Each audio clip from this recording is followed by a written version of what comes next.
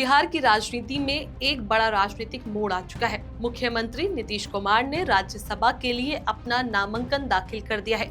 यानी अब यहाँ लगभग तय हो चुका है कि बिहार की राजनीति में सत्ता परिवर्तन होने जा रहा है।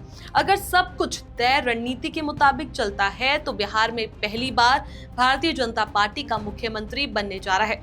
लेकिन सबसे बड़ा सवाल यही है कि नीतीश कुमार के बाद बिहार की सत्ता आखिर किसके हाथ में जाएगी? बीजेपी के किस नेता के सिर पर मुख्यमंत्री का ताज सजेगा? नमस्कार, मेरा नाम है चेष्टा नागर और आप देख रहे हैं द हिंदी टॉप।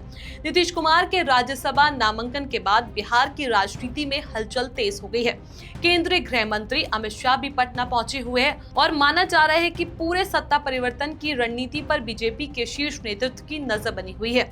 एनडीए सरकार को अभी 6 महीने भी पूरे नहीं हुए और इसी बीच नीतीश कुमार का दिल्ली जाना ये संकेत दे रहा है कि बिहार में जल्दी पावर ट्रांसफर देखने को मिल सकता है। अब सवाल सिर्फ यही रह गया है कि बिहार का अगला मुख्यमंत्री कौन होगा और बीजेपी किस चेहरे पर दाव लगाएगी।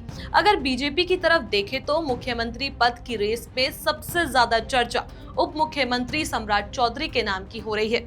माना जा रहा है कि फिलहाल इस रेस में वही सबसे मजबूत दावेदार है। सम्राट चौधरी कुशवा समाज से आते हैं जो ओबीसी वर्ग का बड़ा वोट बैंक माना जाता है। पिछले कुछ वर्षों में उन्होंने पार्टी संगठन और सरकार दोनों में अपनी मजबूत पकड़ बनाई है। पिछले 2 सालों में नीतीश कुमार के साथ सरकार में काम करने का अनुभव भी उन्हें मिला, इसलिए प्रशासनिक और राजनीतिक दोनों स्तरों पे उन्हें मजबूत उम्मीदवार माना जा रहा है। लेकिन मुख्यमंत्री की रेस सिर्फ सम्राट चौधरी तक सीमित नहीं है। बीजेपी के भीतर एक और बड़ा नाम चर्चा में है। केंद्रीय गृह राज्य मंत्री नित्यानंद राय। नित्यानंद राय यादव समाज से आते हैं और पिछले कई वर्षों से केंद्र सरकार के गृह मंत्री अमित शाह के साथ काम कर रहे हैं। अगर बीजेपी बिहार में यादव वोट बैंक में सेंध लगाना चाहती है, जो परंपरागत रूप से लालू प्रसाद यादव और तेजस्वी यादव के साथ जुड़े रहे हैं, तो नित्यानंद राय को मुख्यमंत्री बनाना एक बड़ा राजनीतिक संदेश हो सकता है।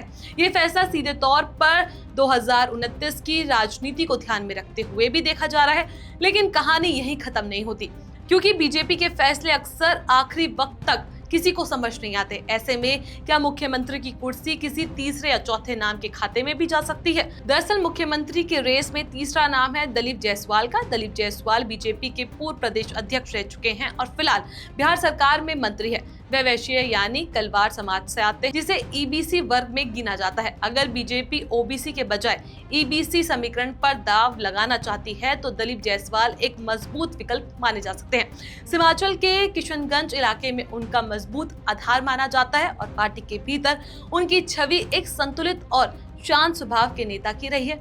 इसी के साथ मुख्यमंत्री पद की चर्चा में एक और नाम सामने आ रहा है, संजीव चौरसिया। पटना की दीघा सीट से 5 बार के विधायक संजीव चौरसिया को संगठन में मजबूत पकड़ वाला नेता माना जाता है। वे तमोली जाति से आते हैं जो ईबीसी वर्ग का हिस्सा है। लंबे समय से विधायक रहने के कारण उनके पास प्रशासनिक और राजनीतिक अनुभव भी है। इसके अलावा उनका पारिवारिक राजनीतिक बैकग्राउंड भी मजबूत रहा, क्योंकि उनके पिता गंगा प्रसाद बीजेपी के संस्थापक सदस्यों में से थे और सिक्किम के राज्यपाल भी रह चुके हैं। अब अगर इन 4 नामों को देखें, सम्राट चौधरी, नित्यानंद राय, दलीप जायसवाल और संजीव चौरसिया, तो साफ है कि बीजेपी के सामने सिर्फ नेता चुनने का सवाल नहीं, असली सवाल है सामाजिक और राजनीतिक समीकरण का। किस जातीय समीकरण से पार्टी को सबसे ज्यादा फायदा होगा और कौन सा चेहरा आने वाले चुनावों में बीजेपी को सबसे ज्यादा राजनीतिक मजबूती देगा? बिहार की राजनीति में जातीय गणित हमेशा निर्णायक भूमिका निभाता है। ऐसे में बीजेपी का फैसला सिर्फ मुख्यमंत्री चुनने का नहीं होगा, बल्कि ये तय करने का होगा कि आने वाले वर्षों में बिहार की राजनीति किस दिशा में जाएगी। तो अब सबसे बड़ा सवाल यही है, क्या बिहार के अगले मुख्यमंत्री सम्राट चौधरी होंगे? क्या बीजेपी यादव वोट बैंक को सेंध लगाने के लिए नित्यानंद राय पर दाव लगाएगी, या फिर आखिरी वक्त में कोई ऐसा नाम सामने आएगा जिसकी अभी चर्चा भी नहीं हो रही? क्योंकि बिहार की राजनीति में एक बात हमेशा सच रही है, यहाँ आखिरी फैसला अक्सर वही होता है जिसकी किसी को उम्मीद नहीं होती। अब देखना है कि नीतीश कुमार के राज्यसभा जाने के बाद बिहार की सत्ता किसके हाथ में जाती है। आपकी क्या राय है? बिहार का अगला मुख्यमंत्री कौन होना चाहिए? अपनी राय हमें नीचे कमेंट सेक्शन में जरूर बताएं। ऐसी और भी वीडियोस के लिए आप हमारे चैनल द हिंदी टॉप को सब्सक्राइब कर लें। इसके अलावा आप हमें एक्स, फेसबुक और इंस्टाग्राम पर भी फॉलो कर सकते हैं।